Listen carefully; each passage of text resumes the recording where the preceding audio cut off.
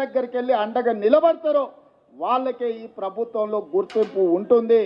నాయకుడు నాకు తెలుసు కాబట్టి నాకు పదవి వస్తుంది, లేదంటే ఢిల్లీలో నాకు ఎవరో ఉన్నారు, ఢిల్లీ కోటాలో ఇక్కడ ఏదో వస్తుంది అని ఎవరన్నా అనుకుంటే అది భ్రమనే అని చెప్పి నేను ఈ సందర్భంగా స్పష్టంగా నేను చెప్పదలుచుకున్నాను. ఢిల్లీ నుంచి కాదు, గల్లీ నుంచి రావాలి పైకి. ఢిల్లీ నుంచి పైనుంచి కిందకు వచ్చే పదవులు వచ్చే కాలం పోయింది. గల్లీలో పేదల మధ్య ఉండి పేదల సమస్యల మీద కొట్లాడిన వాళ్ళకి తప్పకుండా అవకాశం ఉంటుంది.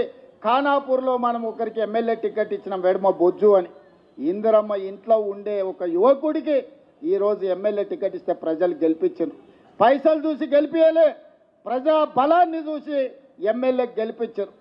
తుంగతుర్తిలో మందుల శామెల్ కావచ్చు, లేకపోతే షాద్నగర్లో ఈర్లపల్లి శంకర్ కావచ్చు, ఇట్లా చాలామంది ఇప్పుడున్న ఎమ్మెల్యేలు ఈ ఎన్నికల్లో కేవలం డబ్బులతోనే ఎన్నికల్లో గెలిచినామని ఎవరన్నా చెప్పినా, ఎవరన్నా అనుకున్నా తప్పే.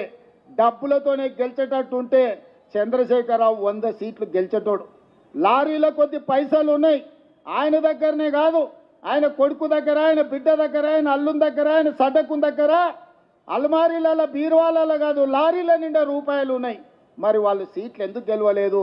కామారెడ్డిలో చంద్రశేఖరరావుని బడకేసి కొట్టిరు ప్రజలు.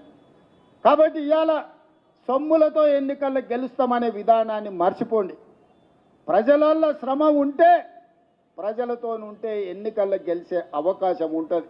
రేపు భవిష్యత్తులో కూడా కాంగ్రెస్ పార్టీలో టికెట్లు ప్రజలలో ఉండి ప్రజా సమస్యల మీద పోరాటం చేసే వాళ్ళకే మొదటి ప్రాధాన్యత ఉంటుంది అని చెప్పి నేను ఈ సందర్భంగా చెప్పదలుచుకున్నా. నిన్నమనే అన్నాడు కేసీఆర్ గారు, నేను